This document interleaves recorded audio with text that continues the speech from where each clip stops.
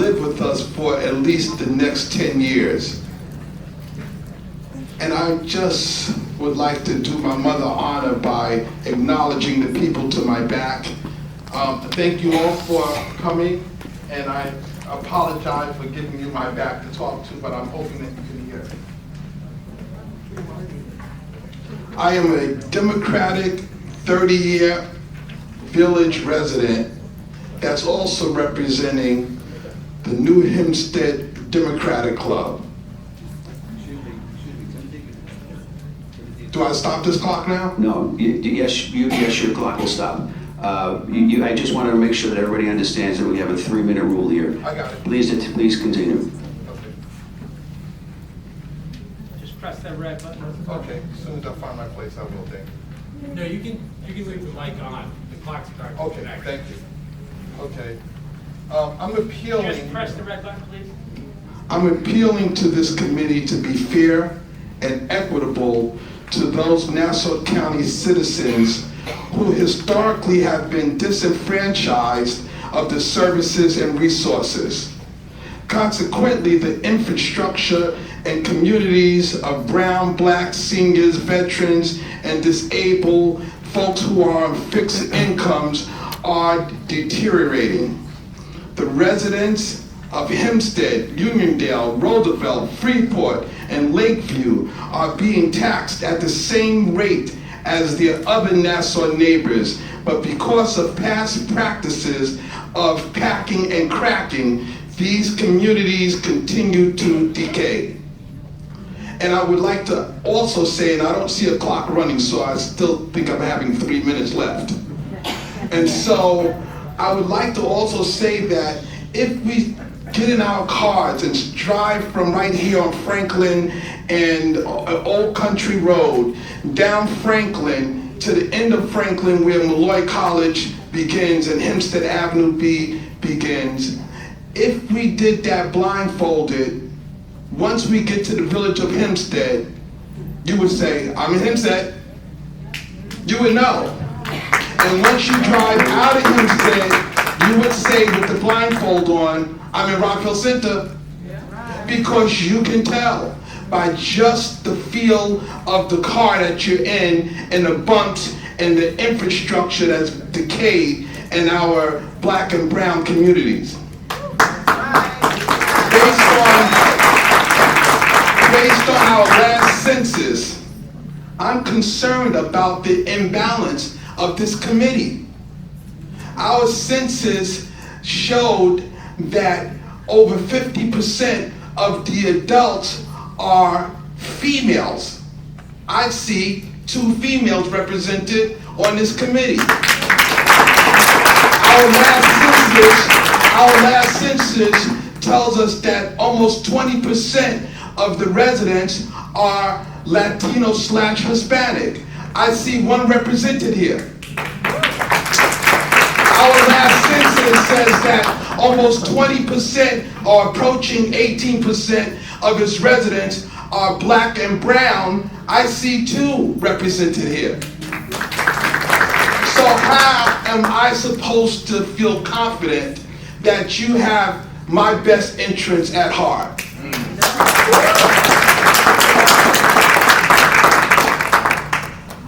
I charge each and every one of you to move from the notion that perception is reality. Perception is not always reality, we know that. But perception is reality when it proves that it's going to happen time and time again. When perception is in fact reality and the inequitable distributions of resources is continued, then perception is reality. So can we move from that to trust and transparency? Can we move from perception to reality to fair and equitable distribution of resources? Can we move from perception as reality to equal representation vis-a-vis equal taxation? Can we move from perception as reality to truth, justice, and the American way, let's do the right thing. Thank you. I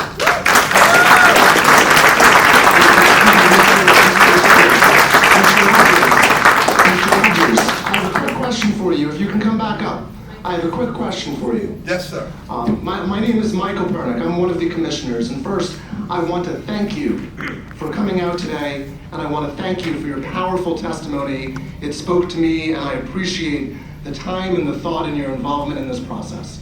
Thank you. It was very important. Thank you, Michael. I appreciate you. A question for you. So you said, and you testified today, a really moving picture of driving from here down to Rockville Center, and when you're blindfolded, you know when you're in Hempstead, you know when you're in communities of color.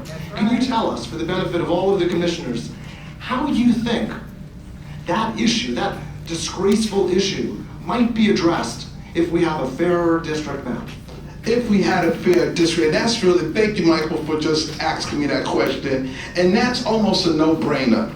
But if we had a fair and district map, then that means that our communities of people of color will not be dispersed among other communities, and therefore that vote has been co-opted and not represented. Thank you, Mr. Rogers. Really appreciate your testimony. You're welcome.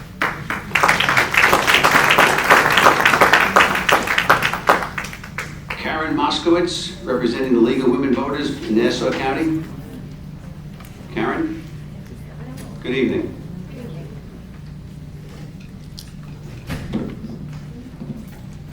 My name is Karen Moskowitz, and I serve as co-chair of the Redistricting Committee of the League of Women Voters of Nassau County. It's a pleasure to speak with you tonight and to work together for the best interests of Nassau County residents. The League is a nonpartisan, grassroots nonprofit dedicated to empowering everyone to fully participate in our democracy. While the League takes positions on a variety of public policy issues, it never supports or opposes any political party or candidate. As the redistricting process for Nassau County legislative districts begin, the League is here to advocate on behalf of a fair and transparent process. As we've all seen the problems encountered by the New York State Independent Redistricting Commission, it would be best practice and the best use of taxpayer money if there were one set of staff that worked with all commissioners as opposed to separate Republican and Democratic sets of staff, council, and mappers. At the onset of the redistricting process, we note the special protections afforded to racial and language minority groups under the U.S. and New York State constitutions, the Voting Rights Act, and New York statutes. We expect the new legislative districts to fairly and equitably represent Nassau's communities of color, which now comprise 44% of county residents. The new legislative districts should fairly reflect the voting strength of these communities and ensure their ability to elect candidates of their choice. We also note the new redistricting requirements imposed under New York's recently amended Municipal Home Rule Law and the John R. Lewis Voting Rights Act of New York. The amended Home Rule Law requires that districts shall not be drawn to discourage competition or for the purpose of favoring or disfavoring incumbents or other particular candidates or political parties. We need a fair, equitable, and nonpartisan redistricting process in Nassau County. With respect to process, it's essential that county residents be able to freely observe the work of the commission and actively participate in their process. Redistricting is foundational to the right to vote, and as such, the public must have confidence in the fairness of the process. The commission's website must be updated and reflect dates and venues for the public hearings just announced, which, by the way, we only saw in Garden City Patch. No offense to Patch, but Patch. It should include meeting agendas and minutes, press releases, a contact list of staff and consultants, a timetable and maps, as well as serve as a portal for public comment. All of the above should be posted to the site as soon as possible. The public should also be informed of the dates of the Commission's working meetings, which should be open to the public and posted on the website at least 1 week in advance. All public, working, and mapping meetings must be publicized immediately via all forms of local media, particularly given the short lead time for the bulk of public meetings. And all meetings should be live streamed on the legislature's link. Additional public meetings must occur after the Districting Commission has proposed new legislative districts, but before the legislature has voted on the adoption of such maps. Almost done. Finally, know that the Nassau League of Women Voters is part of a coalition of community organizations. You may hear from one or more of them tonight, as well as at future public meetings. Thank you.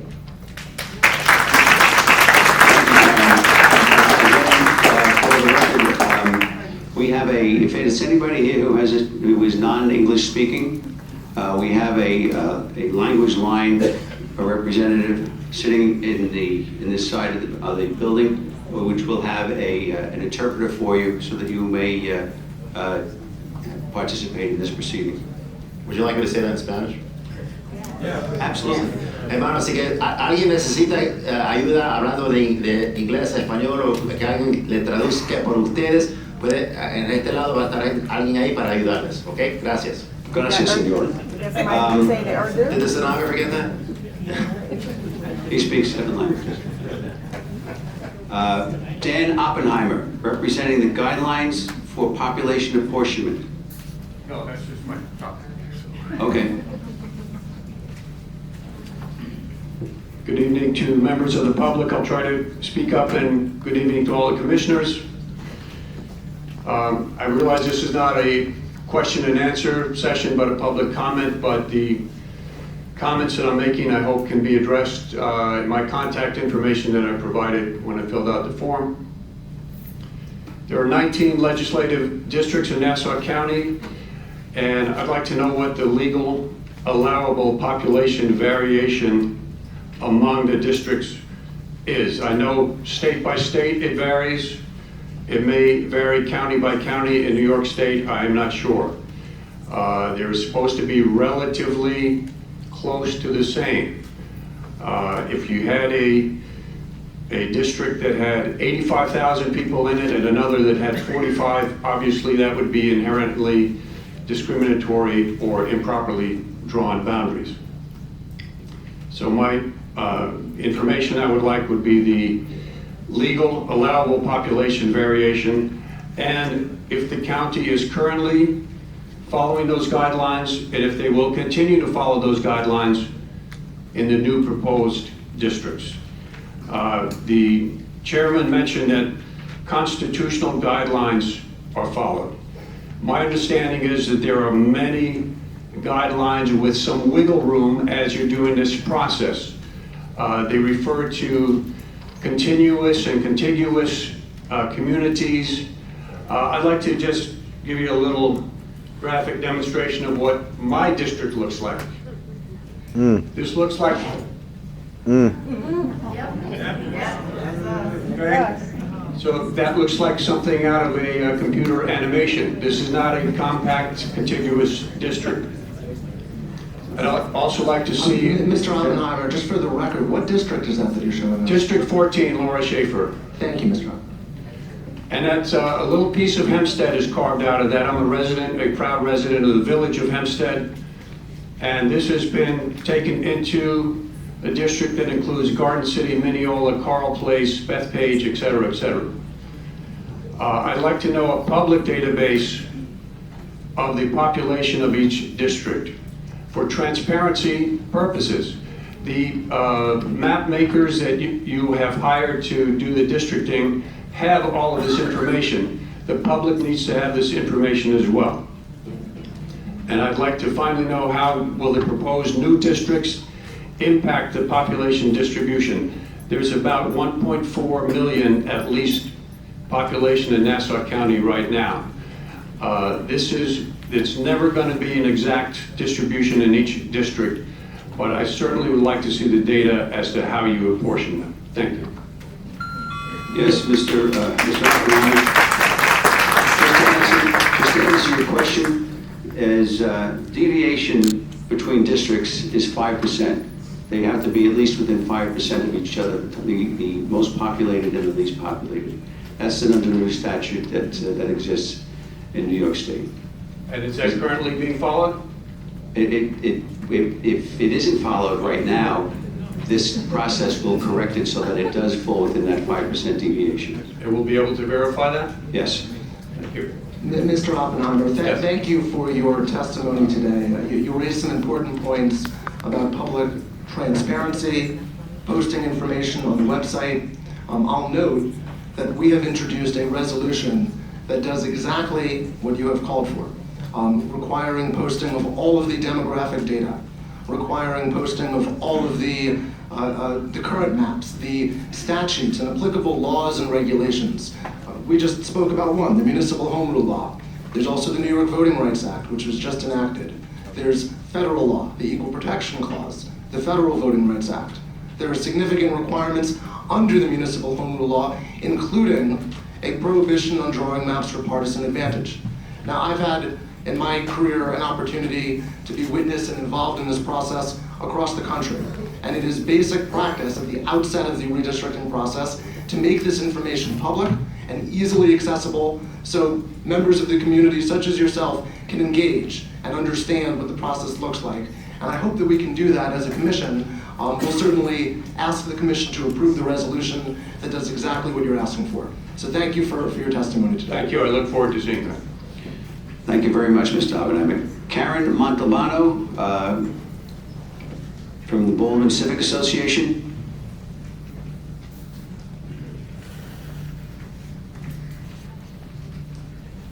Thank you. Good evening and thank you. I just want to reinforce the idea of need for transparency. The notice of meetings went out so late. If I didn't have somebody actually tapping me on the shoulder and saying, hey, there's a meeting tonight, I wouldn't be here. I also do not appreciate seeing already the politics that is being bandied around. This is something that you should be doing for the people you represent, not for the parties you represent. So, we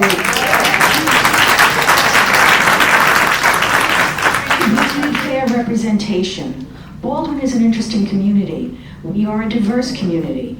We right now are with Freeport, which is a good thing because they're also a diverse community and they understand, and we've had very good representation for the most part. But we also need to remain with other issues that are with us, and that is we're along the South Shore. We have waterfront, we have the Long Island Railroad, we have Sunrise Highway. These are issues that need to be considered when you're drawing these maps as to when something is within the communities that they can be dealing with very similar issues, okay? The only change that I would like to see, Baldwin has always been divided with a little piece off up here and a little piece down there and a major piece over here. I would love to see Baldwin have one representative so that we know where we're going. We don't have to know that, oh, if you're on this side of Grand Avenue, you go to this one, and if you're on this side of Grand Avenue, you go to the other one. I never liked watching my neighbor have to go to a different polling place to vote for somebody different. Thank you. Can you just state your name? Thank you. I'm sorry, Karen Montalbano, Baldwin. The next speaker is Pearl Jacobs of Uniondale, representing the Nostrand Gardens Civic Association. Yes, good evening. I would like to speak regarding the unmet needs of our community in Uniondale. Uniondale is a community that suffers from marginalization, disenfranchisement, disinvestment, and disrespect. Even the identity of our community is being threatened. We have to fight for every little thing that is essential to a community's well-being, from getting our streets swept to infrastructure improvements. While communities in other preferential zip codes, things just get done. Just take a drive through different communities in Nassau County. The contrast is glaring. The section of State Road 102, AKA Front Street in Uniondale, is a roadway that would rival any third world roadway for worse in class. Empty lots permeate our landscape. Stores and businesses' facades are in extremely poor condition. And Uniondale stores and strip malls were designed without a designated area for garbage disposal, leaving our main streets with a sea of black contractor bags lining our streets on sanitation pickup days, which is every day pretty much in Uniondale. During the pandemic, Uniondale was one of the hardest hit communities in Nassau County, but still Uniondale remains a medical desert. Our neighboring community of East Meadow, which is also a hamlet, has 6 urgent care centers, one of which is directly across the street from the Nassau University Medical Center. Given the tax revenue that Unidale generates as a result of its vast corporate neighbors, Unidale should look magnificent. But let's not forget that Unidale is a donor community. A donor community. As I stated before, our community identity is being threatened. Our collective civic associations, including our fire department, has been fighting for several years the unscrupulous renaming of parts of Unidale to East Garden City. And the U.S. Census has officially removed it as a census designated spot, yet the struggle goes on. And why is that? Because the northern community area hosts primarily commercial, intellectual, and cultural assets of Unidale and Nassau County. It is my opinion that there is a concerted effort to strip these assets from a majority-minority community. The residential area of Unidale will continue to languish until there is an outcry among our elected representatives demanding that these wrongs be made right. As a civic leader in Unidale, I request that redistricting pertaining to the community of Unidale be implemented with the intention of keeping Unidale whole, as per the U.S. Census designated maps now indicate, and the exclusion of redlining and gerrymandering tactics.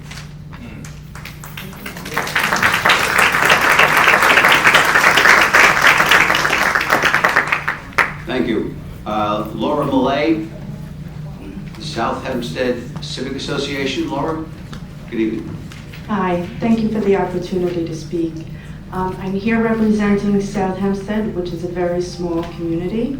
We're approximately 5 blocks by 10 blocks. 20 years ago, when the lines were redistricted, we were split completely down the middle. We are currently in Legislative District 5, but back then we were split between 2 and 5. 10 years ago, that was corrected, and we were made whole again. We would like to stay in District 5, stay complete. We're a small community, and we're continually divided. We have 4 school districts, 2 water districts, and when you do that to a small community, you lower our voice. So we would respectfully request that you keep that in mind, you keep South Hempstead together. And I'd also like to point out that I am joined by other members of my community, but representatives from the fire district wanted to attend, but because of the short notice, they were not able to be here. So I request in the future, for the future hearings, you get those notices out a little quicker. Thank you. For the record, we are in the process of and have in fact updated the website. So you should take a look at the county website. Everything will be on that, and if it isn't already, thank you. And will it be shareable? Yes. Okay, thank you. Thank you. Henry Boytel. I attended every meeting of the commission 10 years ago. And those meetings, every one of them, was similar to the meeting we're having now. And it occurs to me that for the most part, that was a waste of time. Why a waste of time? The people should not just have to be called upon to talk in the abstract about this community, that community, or general principles. There ought to be things on the table. So I suggest to you that tonight might be called a pre-organization meeting. But the next time, have an organization meeting at which you discuss amongst yourselves and debate what the principles are of organization, how you're going to function. Then another meeting about the principles that are to be applied to the redistricting decision. And your aim should be to come up with plans, not like last time. Last time, after months of nonsense, as far as I'm concerned, the commission at the last minute, each side came up, literally the last minute, I fault the Democrats and the Republicans on this, came up with plans which really the public had no real opportunity to talk about. And of course, one plan won out, and one plan went to the legislature, and a plan was eventually adopted there by the majority. There was no semblance at all of what open meetings are supposed to really be about. There was no semblance at all of the concept of fairness, which I understand is at least one of the principles that ought to be applied in the decision-making that you have to do. So my suggestion is that you people who are all, as I understand it, subject to the open meetings law, should in open meetings, one after the other, fully convenient for the people if possible, but at least open meetings, discuss these things openly, and then give the people an opportunity to comment upon what you have discussed. Otherwise, it's all a sham. Thank you.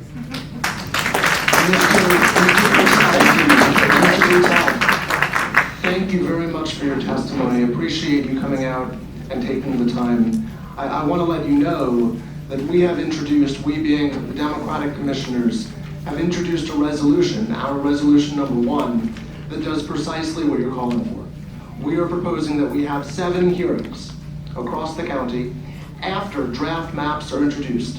That way there's an opportunity, as Mr. Mejia said, an opportunity for members of the public to look at those maps, give comment on those maps. There's an opportunity for the members of this commission to try to find a compromise that can earn the support and the consensus of all of us. That's what we want to do, and that's what we're trying to achieve, and that's why we propose a schedule, exactly as you said, that gives that opportunity for real public comment on actual draft maps, and an opportunity for the members of the commission to work together to achieve a bipartisan or nonpartisan consensus. Thank you again. I have one last comment. If the acoustics, if the sound system is the same in the future as it is tonight, that's not an open meeting. That's right. Most of what the chairman had to say tonight, where we sat, sounded like mumble. That's what I got out of it, mumble. And I'm sure there's a technician around who can turn up a dial and give us some volume back here. If there's not, you better have one next time. Has that been fixed yet? Can people not hear us?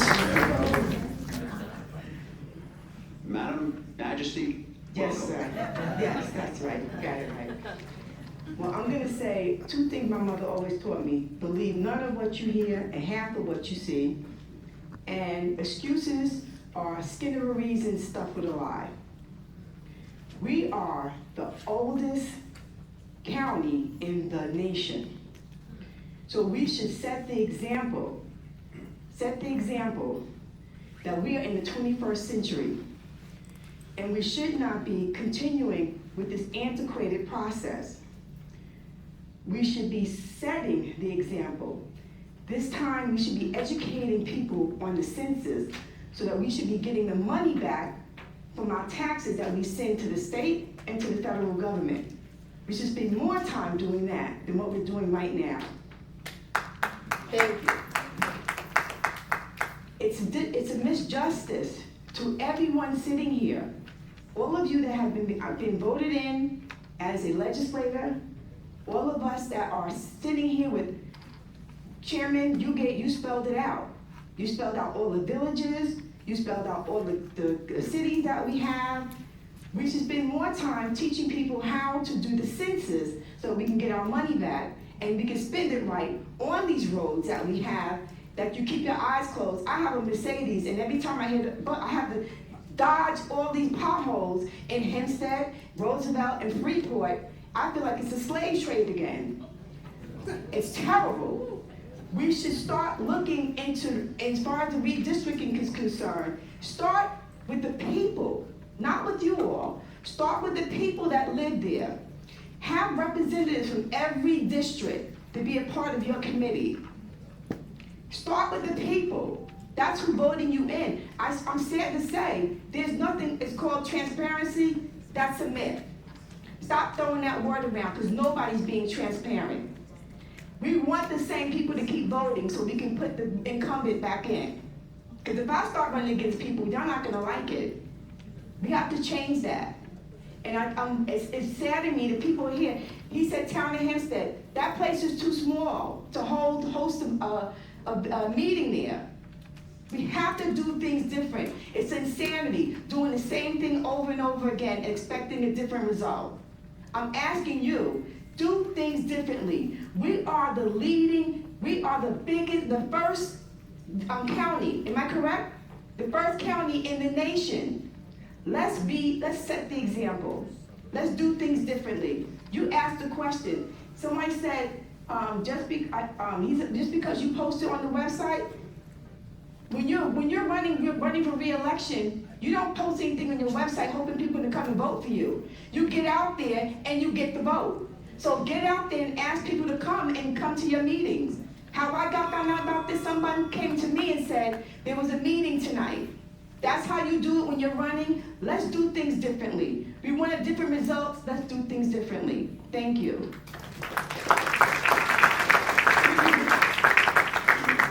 Thank you very much. I just want to point out that there are no elected officials up here.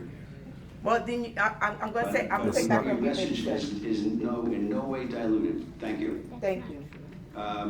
Christina Arroyo. He's the mayor up there. I know. I'm not stupid. He is. I'm Cristina Arroyo. I am a resident of Valley Stream y también soy una puertorriqueña hispanohablante. Y solamente que quería venir aquí arriba y decir que ninguno de mis legisladores, si yo le hablo español, me van a poder entender o responder con eficacia. ¿Ok? O sea que eso es solamente un ejemplo de la falta de representación que hay aquí en este condado. Is this being recorded? Yes. Good. So that was a message for people who actually know Spanish. And my point was, that's just one tiny example of the fact that I am not represented in our legislature. I cannot say that my legislator from Valley Stream, he doesn't represent me today. He's not the legislator of people in Valley Stream 10 years ago, not even 20 years ago. So I also teach prejudice and discrimination in college, and I have 2 graduate degrees on industrial and organizational psychology with a specialization in organizational justice and pay equity. And I do that also professionally. And I can tell you right now, we have to dispel some myths here. The first myth is that this commission can operate or came about from a vacuum. You didn't. You came about from a system that is extremely partisan, from a system that's incredibly inequitable. So that's where we're starting out from right now, okay? The second myth is that this commission or what's gonna happen will not be affected by that system. It will. That system carries decades of history of discrimination and oppression of minorities here in Nassau County. And it's not even history today. We can see it today. So, we have to set our expectations. Of course, we have to fight for transparency, fairness, and equity. But also, we have to know that this is not a short game, this is a long game. And what I ask of you is drop the facade that this can be done outside of the society and the systems we live in, okay? It is partisan. What affects us is partisan. So I guess one of the questions I want to ask is, what is the role of this commission when the maps that are actually voted on by the legislature, which is majority Republican and majority non-minority, are unjust and are accepted? Is there anything you can do? That's it. Thank you. Muchas gracias, let me just say that, as relates to the last 2 speakers regarding the census and what Professor Arroyo said here today, from 2010 through today, the Hispanic population in Nassau County has increased by 61,150 people, a 31% change. There are now 256,000 Hispanic Americans living in Nassau County. There is not a Hispanic legislator, and there hasn't been for 13 years here. So your point is very well heard. Thank you. But we're gonna talk about Hispanic, what about the Hindus and the Asians? We got more Hindus and Asians here in our country, in our nation, county too. I'm sorry, you did bring up the Hindus, the Asians in this country. The Asian American population in Nassau County has actually increased by 60.5%. Thank you. To 164,000 people. And I do not believe we have an Asian legislator either. Thank you. So, very, very well said. Thank you. Okay. Marvin Amazon. It's amazing.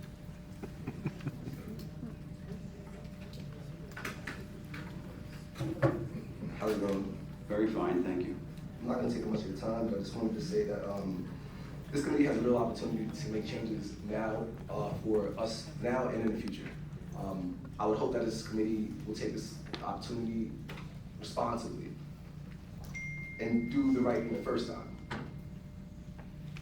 This committee needs to make this process as transparent as possible. And as seen in the resolutions, well, first and foremost, I think that you guys should adopt the resolutions because that's what's going to make this process as transparent as possible and get the results that we really need. Instead of come November, we're coming back to the same process, and then, like you said, we have an hour to look at the maps. I don't think that's equitable, right? I don't think that we have a real opportunity to make the changes that we need in our communities if that's the way the process is ran. Now, you want us to come up here and speak about what's happening in our communities or our concerns. But in reality, if we all take a drive, like everybody said today, if we take a drive through our communities, you can see it. It's clear. It's very clear. We don't have to come up here every time there's like a town meeting or a legislative meeting and keep telling you the same thing. Just run the records back. It's time for change in this county. Well, it's time for change in this country too, but we'll start off with this county.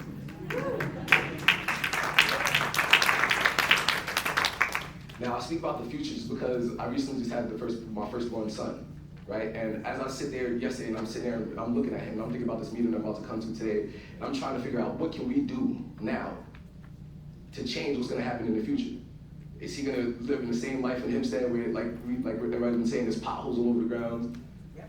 We're driving up exit 21, we're just seeing trash on the side of the highway. Is that what we have to keep? My son's going to have to keep seeing in the next 10 years. The decisions you make in this process right now will affect us for the next 10 years. The next 10 years. My son will be 10 in school and dealing with the same problems that I'm dealing with today. That's not right. So I'm asking you again to adopt these resolutions so that we can have a fair, equitable, transparent process, and so that we're not redoing this again in another 10 years. Thank you. Thank you very much. Mary Ellen Cray, did I pronounce it correctly? K-R-E-Y-E? Yes. Thank you.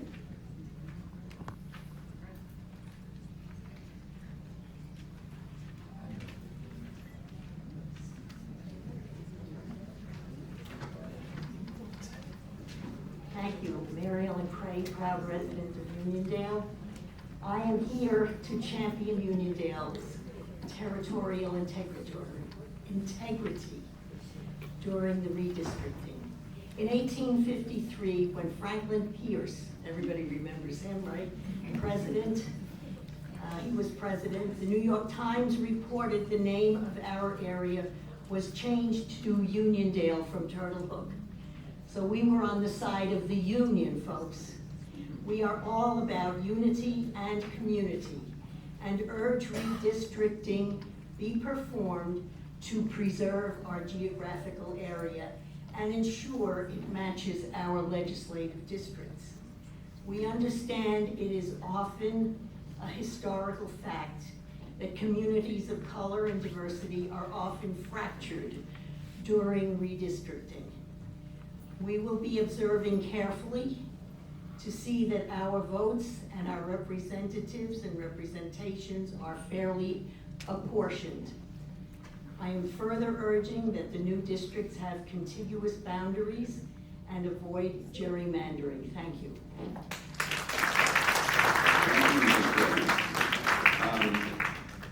Noah Burgos, did I pronounce it correctly? Noah? Yes. Thank you.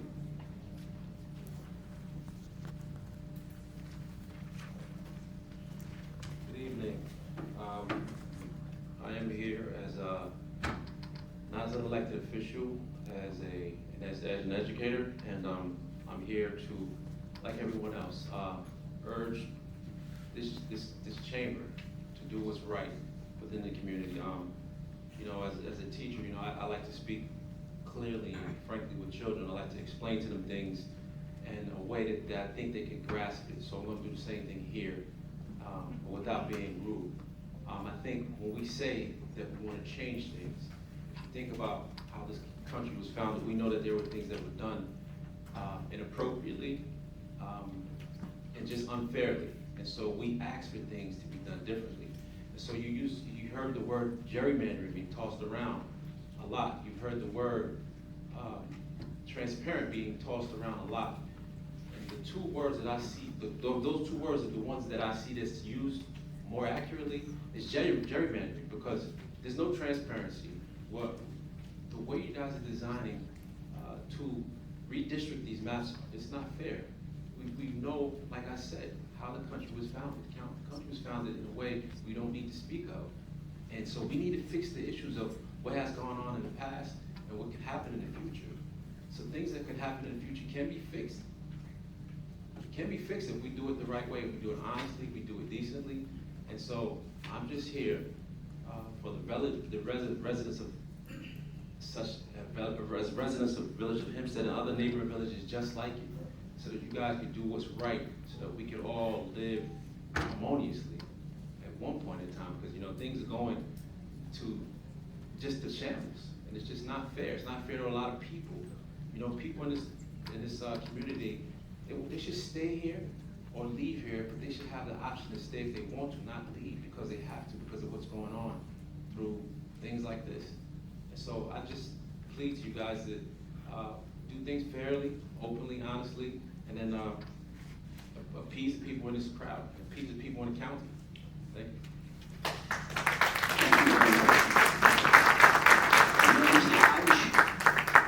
James Hodge. I'm coming. You got it. As you stated, James Hodge, I thank you for this opportunity of being able to address you, Chairman and Commission. I am a little saddened to hear some of the things that I'm hearing already in this first meeting about how unfair some things are when this is supposed to be a fair group. Now, I know some people on both sides, so I'm very optimistic that this will get fixed maybe by the next meeting. I'm a little shocked and I'm a little surprised to hear some things. I know some good people on this side over here, and I know some great people on this side over here. And I don't know all of you, but I know that you're God's children. And no matter what everybody here is saying, I know that God is watching each and every one of you for what you do unto the least of these. So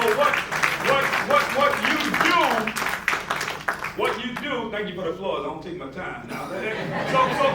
So what you do, I want you to understand that we don't have to go over CRT and critical race theory, but you know the history, and I thank God for the young lady that got up and spoke about women, because women have only been able to vote for 102 years, and they should be more represented on here. All black people have only been able to vote since 1965. None of you probably was born then, but it's only 57 years ago.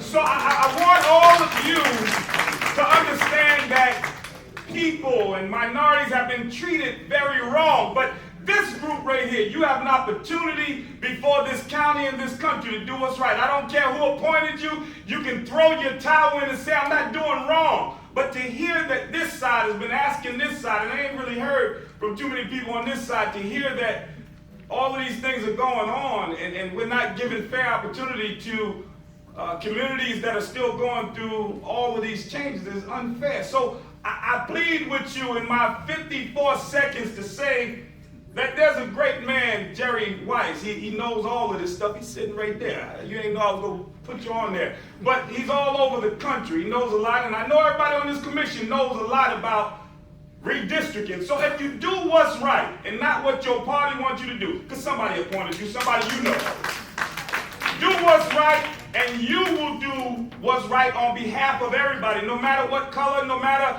who they are. Do what's right and do what the law say you should do. And whether you get kicked off or not, you will say, I did what was right. Your children, your grandchildren, your family members that's watching you all over TV, and this needs to get on the internet everywhere so everybody can see who's on this commission. You have a right to do what's right. Chairman, you have a right to lead right, no matter who appointed you. All right? You have a right to do what is right.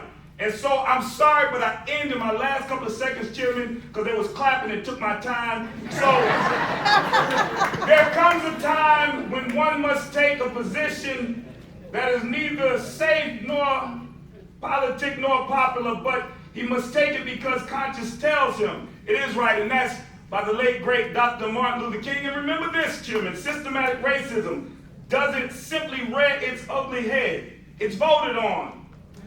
It's enacted with policies and used to disfranchise. God bless you. My name just happened to be James Hart. James, thank you very much from a person who was born long before 1965.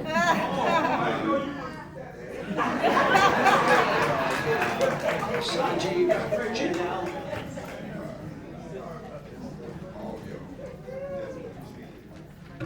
Good evening, Chairman, and all the commissioners sitting to hear us what we need to say. And all the Nassau County residents who come in, thank you so much. Nassau County is a melting pot. Different color, different religion, different background, different ethnicity, different food, different culture. We are all living together. And we always proclaim, and we are the oldest democracy in the world. And what we understood with the word democracy mean is, there is absolutely no right to the politician to choose their voters. Let voters choose their politicians.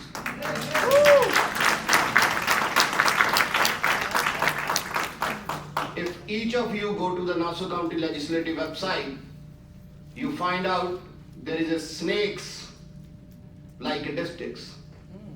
It starts from Floral Park and up Sands Point. And if you drive a car, it took you 30 minutes. And one part of the district divided in 4 parts. One part of the city is divided in 4 parts. And if you look at the district number 4, start somewhere, end somewhere.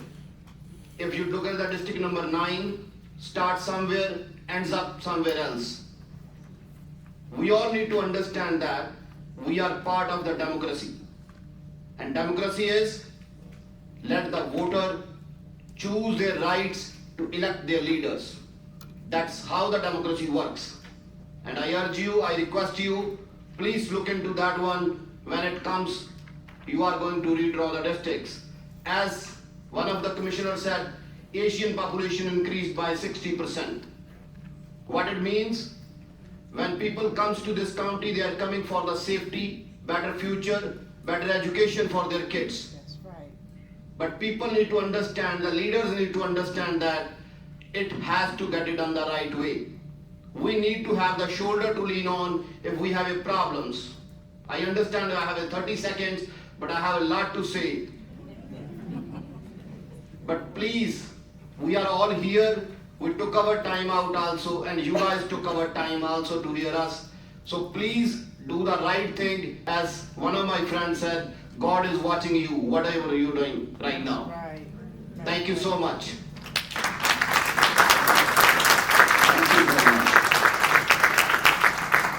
I'm going to do the best I can because this is written over. Susan Gottherer? Gotterer. Yeah, 203 Atlantic Avenue, Lynbrook, yes. I apologize for... That's okay. Hi. How you doing? Thanks. My name is Susan Gotterer. I'm the director of the Nassau County New York Civil Liberties Union. As you know, there's already a problem in a lot of this process. The deadline of March versus the timing of the petitions having to be filed, and advocates, many advocates learning of the scheduling of this meeting alone from news media outlets and not from the website. I went on the website yesterday and again this morning, and I really didn't see much about the other meetings that are scheduled. We don't really know what the process is going to be. We need to know if and when you have hired mappers and staffers and what that hiring process looked like. We don't know if you've met previously or how many times you're going to meet without having public hearings.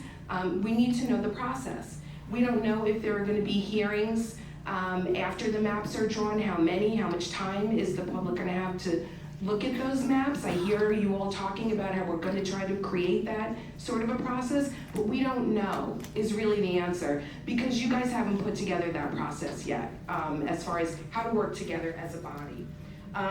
We are curious as to why this is getting started so late. The commission was seated in May. We'd also, what are you going to do about interpretation services other than Spanish? We have, as you've heard many people say here tonight, we have many different languages and many different kinds of people here in Nassau County, and we're offering a little bit of Spanish interpretation tonight. I encourage you all to think very carefully, those of you who don't speak Spanish, how it felt when Christine came over and spoke Spanish. How did that feel? I would just like you to sit with that for a couple of minutes. How did that feel? Because that's the way so many people feel all the time in this county. So your meetings all over the county are gonna need to have language access in languages other than Spanish, and hopefully in Spanish. As advocates, we'll be looking for cracking and packing and caretaking to given communities of interest their due. We'll also gonna be watching carefully for the skinny bridges and those weird shapes that we see in gerrymandering. As you can see, we have a lot of questions that are not answered yet, and we really want you to know that we're watching. The other thing is that I just wanna say is what we heard here tonight at the start of this meeting, it reminded me of trying to referee bad college group work, okay? If somebody makes a phone call, they've made a phone call, that's reaching out. If somebody doesn't return the phone call, that person doesn't want to collaborate. That's my decision as a professor when that crap happens, okay? So I also want to say that anybody organizing here tonight, the League of Women Voters and myself and other people can provide public education to your communities on this process. We demand transparency. And it doesn't look like we're gonna get a lot from this crew the way you've been operating already. Thank you.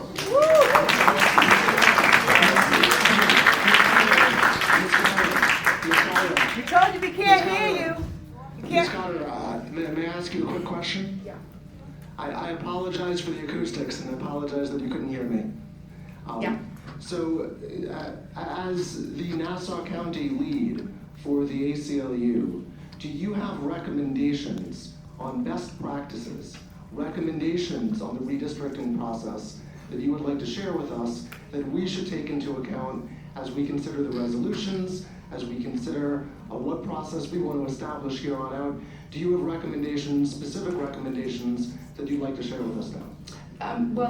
There's a lot, and I will be more than happy to forward all of them. I think a really good starting point is making sure that maybe you can post notices way in advance of the meetings instead of the legal open government threshold.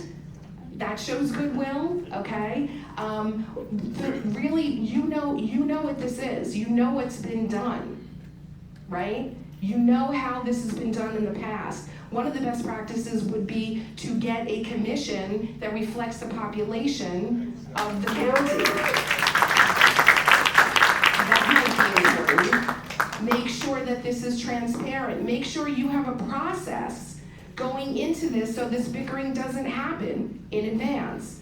Make sure you have a process, okay? Other than that, the technical aspects, we have a lot of recommendations that I would be more than happy to forward, for sure. That would be terrific, thank you. Thank you. And by the way, just to make sure that everybody knows, we have language line, which I believe is, goes up to 165 different languages. It's over here on the wall. That's been here since we started this day, and it's available to anybody who does not speak any one of those 165, whether it's Spanish, Farsi, Hindi, or any other language we might be. Does that mean that they would get headsets They have. and be hooked into language line? Right over here, they have the tablets that can be used, and you're welcome to go give it a shot, just to look at it if you want to. But that should have been announced when the meeting started. It was. No, Maybe no, Maria no. for it. Three Maybe people because of the bad spoke. acoustics, you didn't hear it. Three But people now you have heard it. Well, I So- would recommend that you actually post that on the website in advance then as well, because you might get a different representation of people if they understood that they might understand what's going on here. So that might be a best practice as well. Thank you. I would like to ask you to come back at some point to one of the hearings, whatever we decide the hearing dates are, to put your recommendations, if you do have them in writing, so we can put them into the record. Some of the other speakers have talked about districts that look like snakes that are going through different communities, those little bridges, and compactness is a very important part of this process and part of the legal analysis that's going to be done for these maps. So to that end, I mean, if we look at the maps today that exist with the county legislature, any political scientist using the statistical analysis and the methodologies and formulas that are, that they use, analyzing these maps, they do not meet any of the acceptable standards. Correct. So the maps today and the compactness today, under any acceptable statistical analysis through the lens of political science, are illegal and unacceptable. Correct. I'm going to take a little personal thing for you here. I wish you were around in North Hempstead when they did their redistricting, and maybe you can share your best practices with them as well. Yeah, I know the skinny lines and the odd-looking things. It might be helpful in the future. Okay, thank you. Now, Susan Cools. Susan Cools from Baldwin. What I would like to say to you is this. I know that personally, I am so sick and tired to death of this red and blue nonsense. This has got to stop. Municipalities, and at some point, people that are supposed to be involved in public service have to take some accountability and realize that this is not what you're supposed to be doing. Because you know what? The money that pays for everything that gets done, it's not red or blue, it's green. We're sick of this. And many of us work hard every single day to teach our young people to collaborate, to be respectful, to listen to each other's ideas. That is the only way that you can make progress and that you can move forward. But none of the people that seem to be in a position that supposedly work for us and represent us do any of these things that we are trying to teach our kids. It's a horrible example. It's got to stop. When you lay your head on your pillow at night, are you at peace? And you should be. So when you are going forward with this process, think about what you are doing and how it is going to affect people in their homes, not just overall in general. People in their homes working hard to try to make life work, and how what you're going to do will affect that. And all people, not red, not blue, all people. Thank you. Thank you very much. Maria Jordan Alalam, did I pronounce that correctly? No? Please correct me as soon as you get here.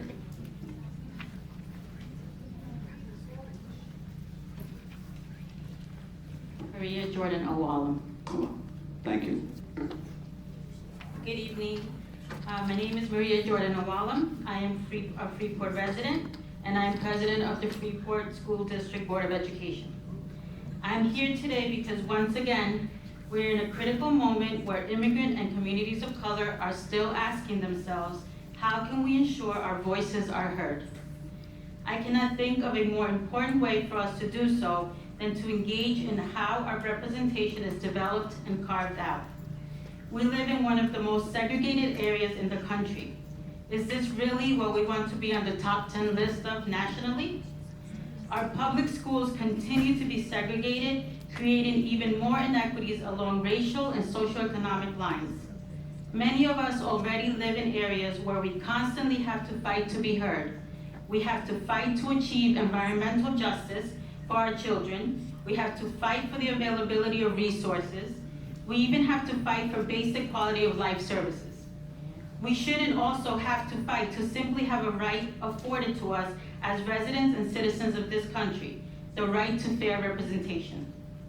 As an educational leader in my community, I stand before you all tonight to implore upon this body to create a process that the people can believe in and that we can trust in for a brighter and more equitable future for all our children.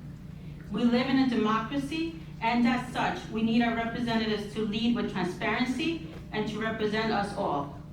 We will continue to show up, engage, and fight for fair maps that will result in legislative districts that accurately reflect Nassau County in 2022 and for the next 10 years. Thank you. Thank you very much. Next is Carmen Pinheiro. Did I pronounce that correctly? Carmen?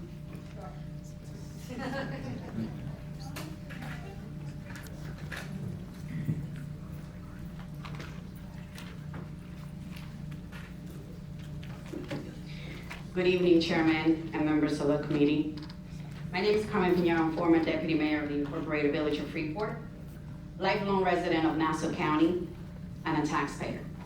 The process of redistricting is an opportunity that our community has once every 10 years, with the goal of achieving equitable representation that mirrors what our communities look like based on data from the latest census. I can tell you the Nassau County demographics, particularly the fast-growing Latino population, as well as the Asian populations, have changed drastically in the last 10 years. And yet, Nassau County has zero representation of Latinos and Asian Americans, either in elected office or even in government leadership. If I recall, the last Latino legislator was one of the commissioner, David Mejia, that's part of the commission here today. This is not only disappointing, but it's also a sign of how our communities have been ignored and dismissed. Please know that our community is paying attention. We will continue to engage in this process because for far too long, those who stand to benefit from the status quo have kept us in the dark.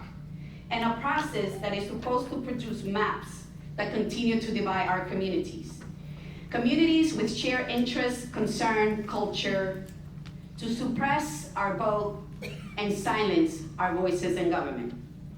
As we know, this census was affected by the pandemic and the fear-mongering tactics of selected few, which hinder not only the full participations of members of our respective communities for fear of retaliation, but also to not be counted. I can tell you that those tactics, while used to oppress a selected group of few, actually hinder not only our communities, but the county and the state, because we lose vital funding from the federal government as a result. As a resident of Nassau County, as a voter, and as a stakeholder, it is of this community I demand this process to be open and transparent, and that it results in fair maps. Y quiero darle la gracia a la profesora Arroyo porque dijo algo importante. Aquí no tenemos representación no solamente de la comunidad latinoamericana, de la comunidad asiática, pero también de la comunidad musulmana. Y no solamente eso, esta audiencia está siendo televisada y muchas personas no saben lo que las demás personas están diciendo aquí porque no está siendo traducido. Tenemos que esperar que sea un proceso transparente y que todos podemos comunicarnos. And Chairman, I just said in Spanish that I hope that since it's being televised and you mentioned that there's 160 languages and language access, that at the bottom, members that are watching live can actually see and hear not only what I said, what you are saying, and the rest of the members that are here, so they can understand what the process is about. That is what full integration of the diverse community of Nassau County is. Thank you.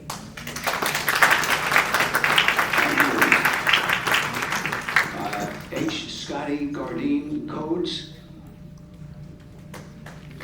representing the NAACP New York State Conference.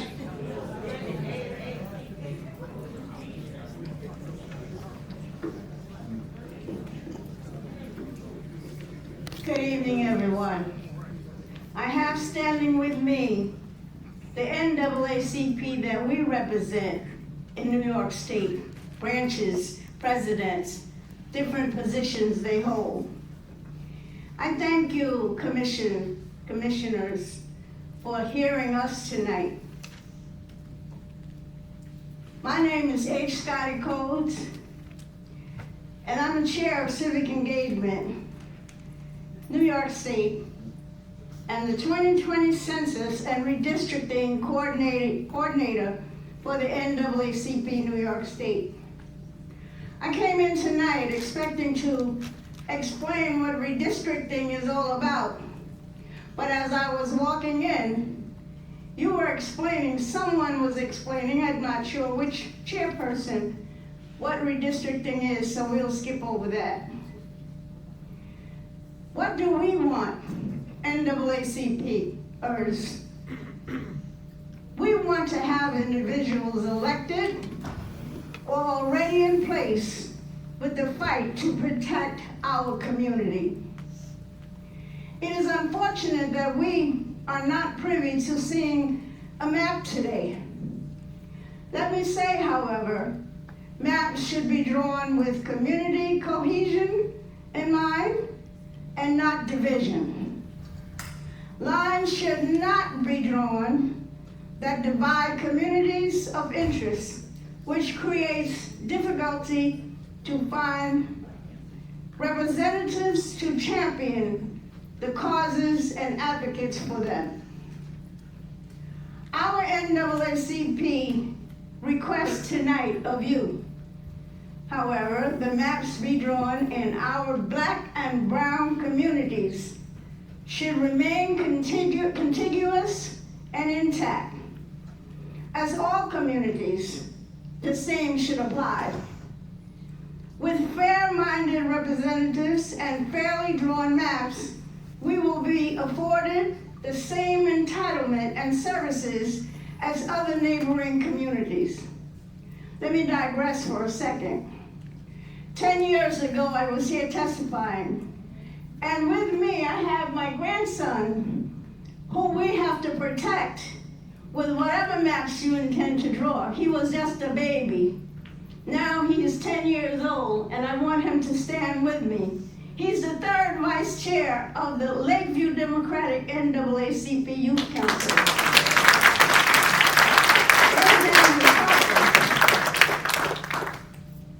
We realize also that our communities are generally the ones that must always fight for services that many times are automatically given to other communities, such as repairing of roads and many entitlements of federal, state, and local services.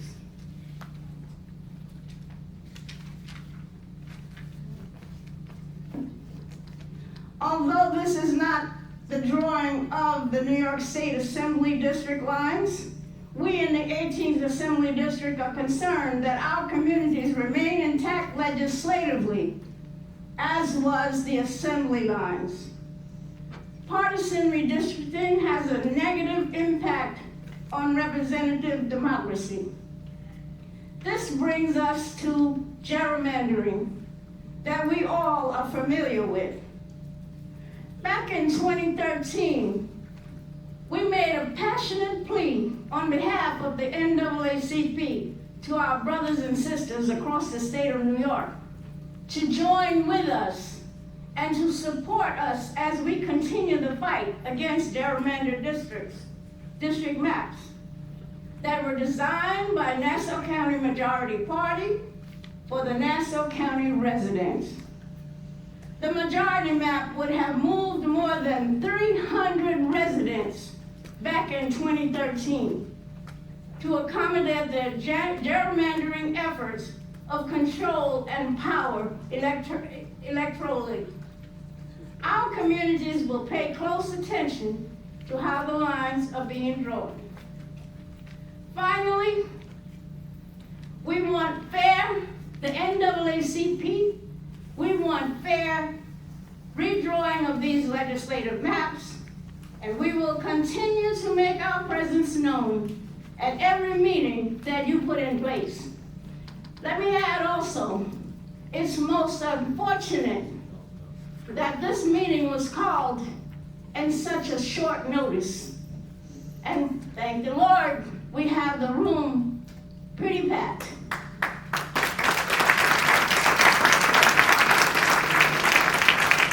And as the lady spoke before, this is not about red or blue. It's about people. And we want to make sure that we are represented fairly when you draw your lines. Thank you, and on behalf of Hazel Dukes, our leader, our state president, and all of our branches that's present, thank you for the evening. Thank you.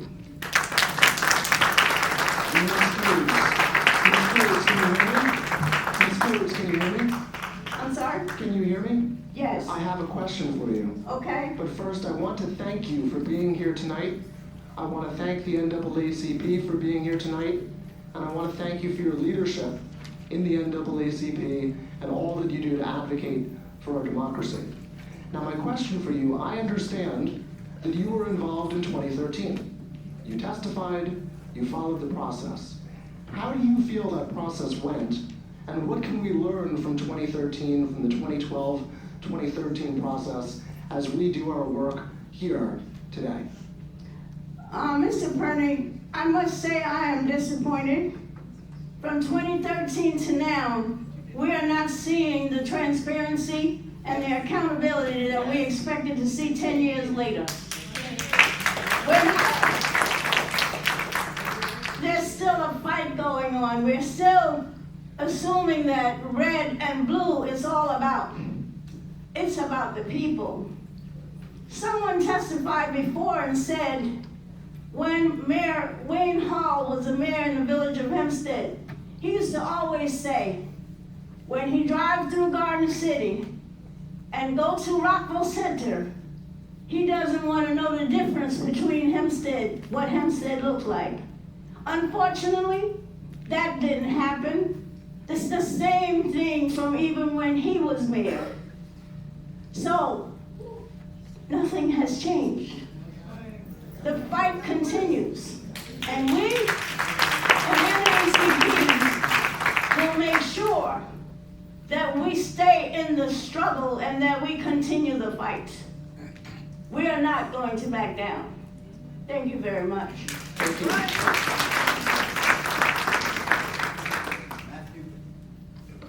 Matthew Ott.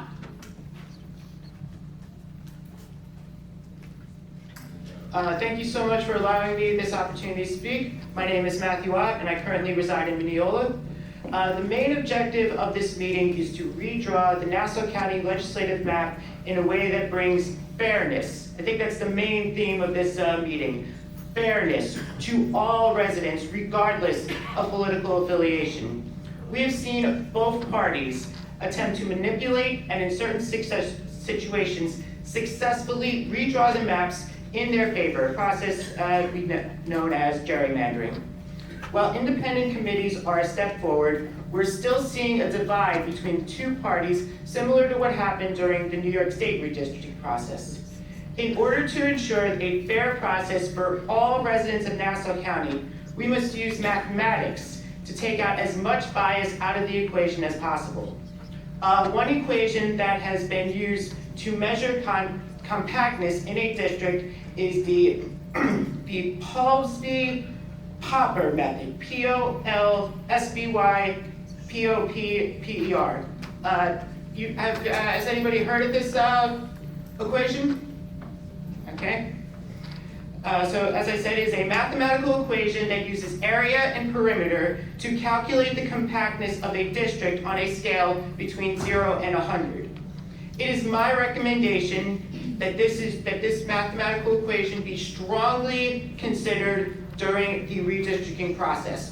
All 19 districts should have a minimum Polsby-Popper score of 30. And to put this into perspective, during the New York State redistricting process, all 9 state Senate seats had scores over 30, so it can be done. In summation, in order to remove bias and injustice from the redistricting process, we need mathematics, not partisanship. We need shapes, not squiggles. Yes, you saw the squiggle in LD 14.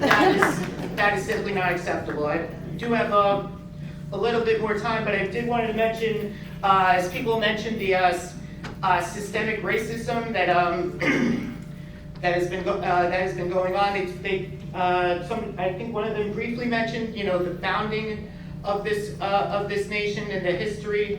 The founders of this nation were slave owners, just straight up. And in this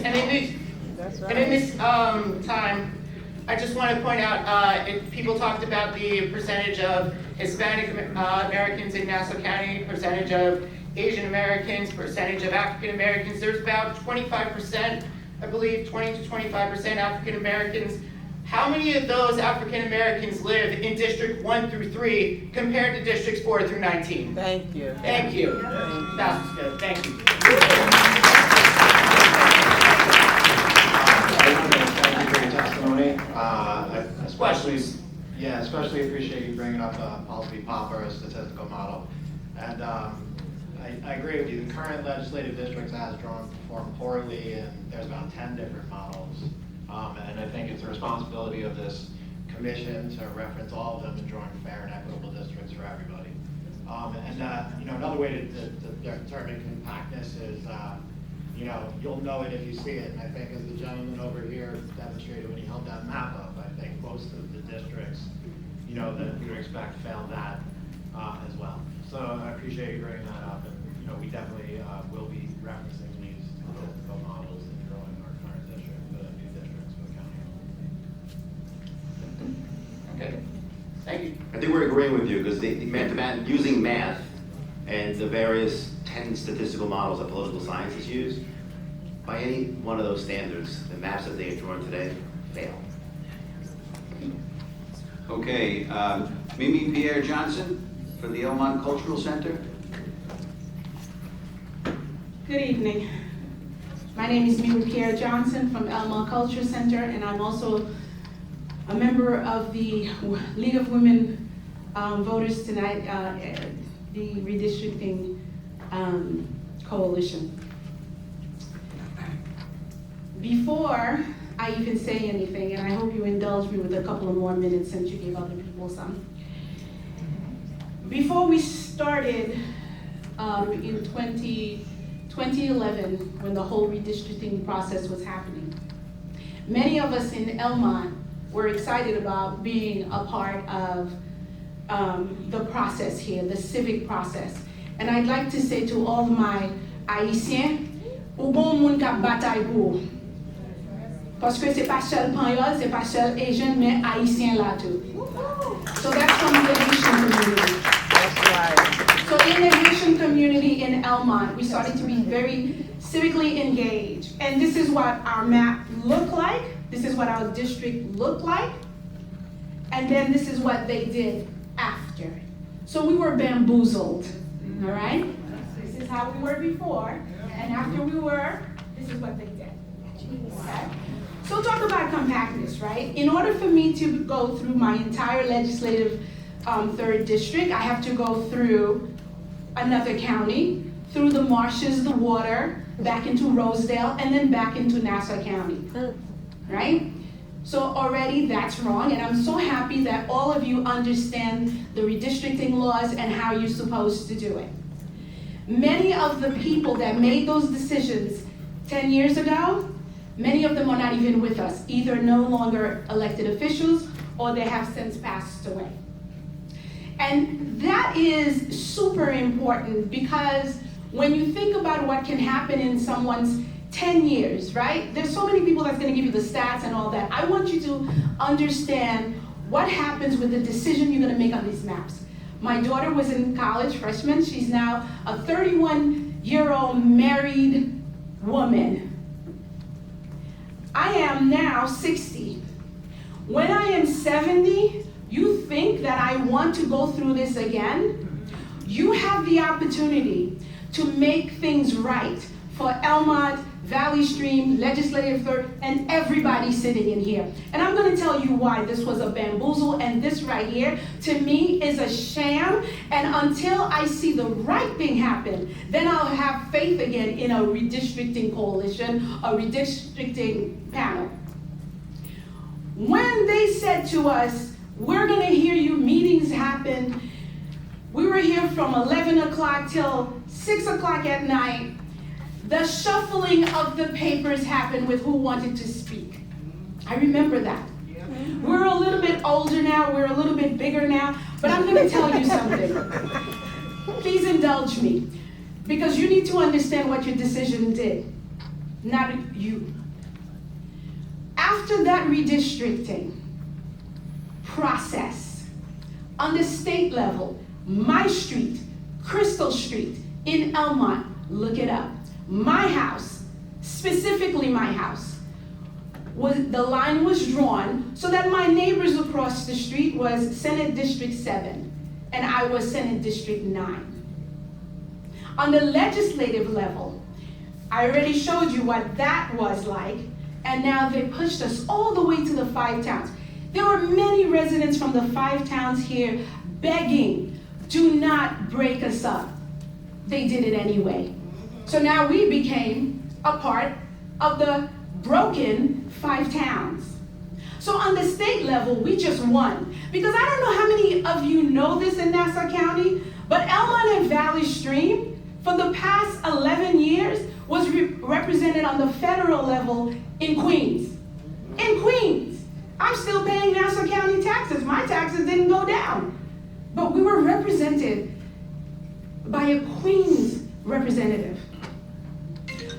So thank God, and some of my fellow Democrats might get mad, but thank God the Republicans sued to give us another chance so that we can get Elmont and Valley Stream back in Nassau County. And guess what? 5.5 hours later, 5.5 hours to Bath, New York, is where that hearing was held. Well, you know, I've been in the struggle for a long time. I went to Bath, 5.5 hours to Bath, and I told the special master and the judge what had happened in Elmont, and that we deserve to be represented the right way. We deserve, as Nassau County taxpayers and voters, to be represented in Nassau County. So you can see why I don't have a lot of faith in anything that you say. Because you know the law. We know it too because we have educated ourselves. Our coalition is growing. And at the end of the day, May 6th, I stood alone and I looked around and I said, I don't care. The only way that we can be made whole is to put us back in Nassau County. I went against a lot of my friends. But you know what? I care about my community more than friendship, political party, or anything else. And I am begging you, don't do this to us again. All you have to do, follow the redistricting law, follow the charter, and come into our communities. Stop making us come to you. Come to us. I am one of the trustees in the Elmont Library. Come to Elmont. Everyone here has a library in their district. Go to those libraries. Because unfortunately, we don't have the resources in the Black and brown community for all of us to have a community center so that we all could do the things that we need to do for our community. So compactness, right? And lastly, we work very hard in Elmont and in Valley Stream to make sure that we're counted well in the census. We raised the response rate by 10% from 2010. That wasn't for anyone to stay in power or to crack and pack the communities of color so that they lose their voice. That was so we would have enough population to have our districts well represented. And secondly, we have enough minority majority to have more districts. And you should start thinking about that, and we will be watching. Thank you. At this point, we're going to take a 10-minute break, and we'll be back at